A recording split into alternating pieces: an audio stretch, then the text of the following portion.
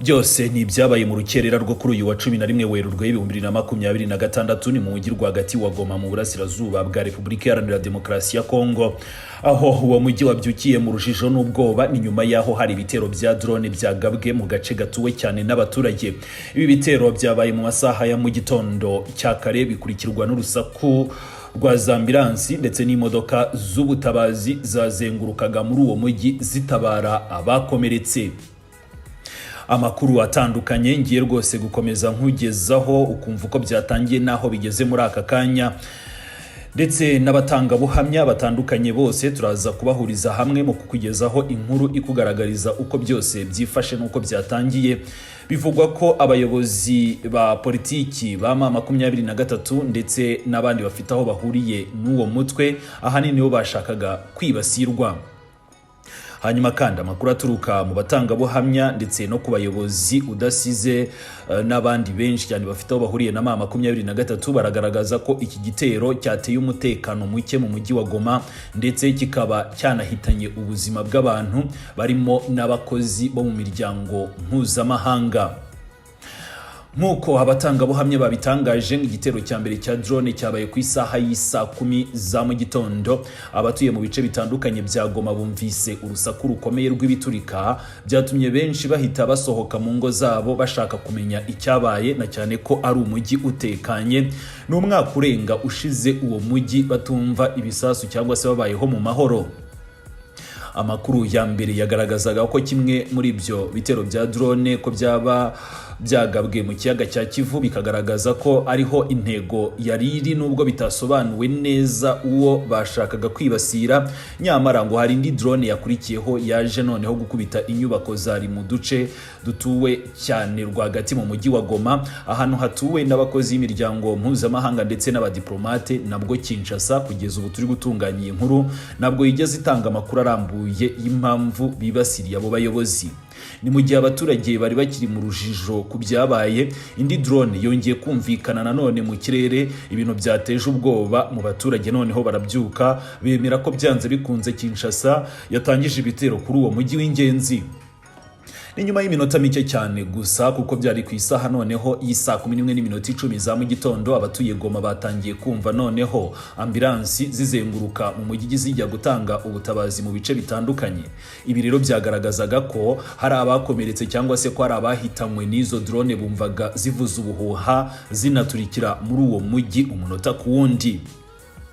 Abatuye mu bice byo hagati mu mujyi bakavuga ko urusaku rwa ambulansi ngo rwumvikanye mu mihanda myinshi, bigaragaza ko icyo gitero cyari kimaze gukora amahano muri uwo mujyi. Amakuru yakomeje kugenda asohoka mu masaha yakurikiyeho yemeza ko imwe muri drone ngo yibasiriye inzu y'umuntu witwa Pascal, ni umubirigi usanzwe ushinzwe ibikorwa bya Toyota mu mujyi wa Goma. Iyo nzu iherereye mu gace k'imiturire, ni hafi cyane yaho atuye cyangwa se yahatuye witwa ngo Olive Lembe Kabila, wahoze ari umugore wa Perezida Joseph Kabila. Hakibazwa niba wenda uwo nawe bashakaga ko ahitanirwa muri ibyo bitero. Abaturage bo muri ako gace bakavuga ko iturika ryari rikomeye cyane, ndetse ngo bakekaga ko ryangije byinshi muri ako gace. Nyamara rero uko abaturage babitekerezaga rwose ni nako byagenze, kubera ko amashusho urimo kubona imbere yawe arabigaragaza neza cyane ibyavuye muri iryo turika. Ni mu bantu bagizweho ingaruka rero n'ibitero bitandukanye, barimo umuyobozi w'umuryango mpuzamahanga UNICEF warutuye muri iyo nyubako. Amakuru yaje kuvugururwa nyuma y'igihe gito yemeza ko uwahitanywe n'igitero ngo yitwa Karini Buiseti, ni Umufaransa-kazi wakoreraga UNICEF muri Repubulika Iharanira Demokarasi ya Kongo. Bivugwa ko inzu ye ngo yatewe yarasanzwe yayikodesha undi mukozi wa UNICEF witwa Christine, ariko nanone we akaba atarahari ubwo icyo gitero cyagabwaga. Ni nyuma y'iyo nkuru ushinzwe umutekano muri UNICEF muri Kongo yahise ageraho igitero cyabereye kugira ngo akurikirane ibijyanye n'umutekano w'abandi bakozi bo muri uwo muryango. Umuvugizi wa FCM Ventura Lawrence Kanyuka nawe yasohoye amatangazo menshi cyane rwose, cyo kimwe na Bertrand Bisimwa nabo basohoye nyine amatangazo ku bwinshi.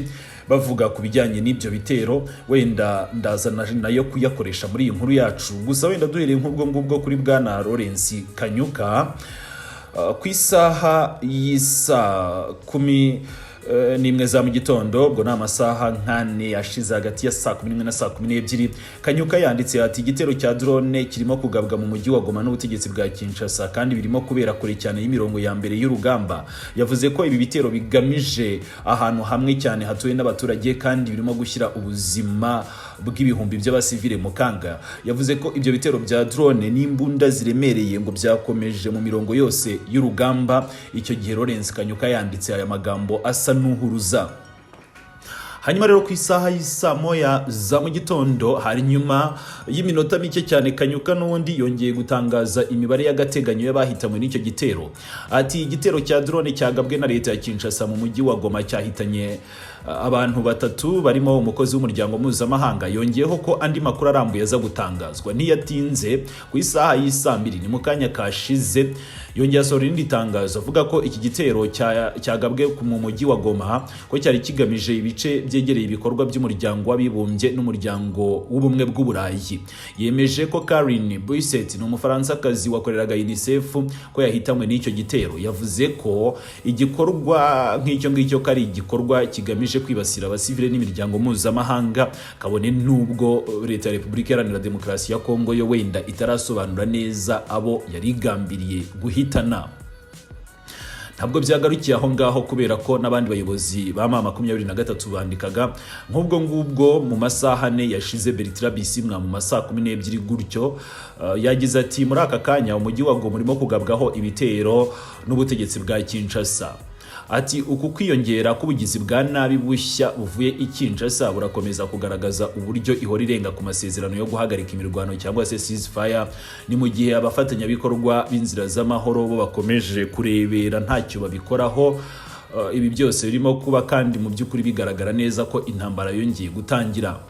Nanone kandi Biciwe yagarutse mu masaha 12 saa 1 mu masaha 12 saa 1 saa 2 ati izi drone zirimo gukwirakwiza urupfu mu basivile batagira aho bahurira n'imirwano kandi zahawe ubutegetsi bwa Kinshasa n'Ubushinwa. Igihugu kiri mu bagize inama y'umutekano ya Loni bahora basaba ko ihohoterwa muri Repubulika Iharanira Demokarasi ya Kongo rihagarara kandi amasezerano yo guhagarika imirwano akubahirizwa. Ati turahamagarira noneho iherezo ry'ubu ryarye.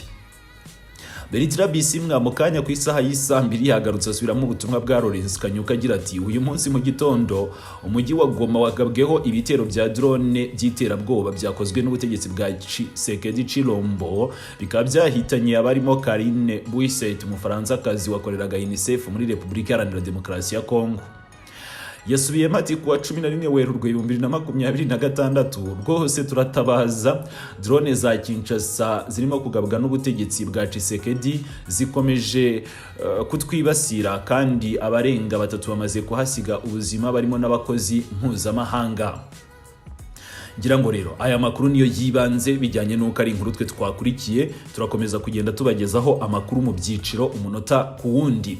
Ariko kandi ni nyuma y'iki gitero abaturage benshi mu mujyi wa Goma bagaragaje ubwoba n'impungenge ku mutekano wabo. Abatuye mu bice byibasiriwe bakavuga ko batasinziriye ni nyuma y'iturika rya drone, abandi bakavuga ko batangiye gutinya ko ibitero nk'ibi ngibi bishobora gukomeza muri uwo mujyi. Ni mu gihe bigaragara neza rwose ko Tshisekedi ashaka kwivugana abayobozi ba M23 abasanze aho bari hose. Goma ni umujyi munini uri hafi y'umupaka w'igihugu cy'u Rwanda, usanzwe ari umwe mu mijyi ikomeye mu karere k'ibiyaga bigari. Uragenzurwa na M23 umwaka urarenga batumva isasu usibye izi drone noneho zatangiye kuhagera. Nibyo twahoze tuvuga ejo bundi, tuzumva noneho bohereje drone hano mu gihugu cy'u Rwanda. Gusa ingamba z'ubwirinzi z'igihugu cy'u Rwanda twakunze kubigarukaho ko ziri hariya ku mupaka ndetse naho ziteguye kujya.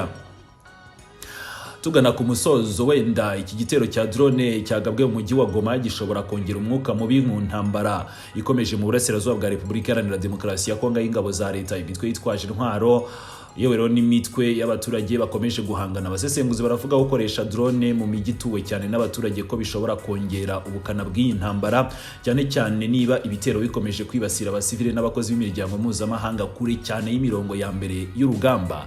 Ibitero bya drone byagabwe i Goma mu rukerera rwo kuri uyu wa 11 Werurwe 2026 bikaba byasize abantu benshi bapfuye abandi bakomeretse barimo n'abakozi mpuzamahanga. Ni mu gihe amakuru akomeje gukusanywa ku bijyanye n'ayo makuru, abaturage ba Goma bakomeje kubaho mu bwoba. Ni mu gihe inzego zitandukanye zikomeje gukurikirana iby'iki gitero cyabereye mu mujyi wa Goma.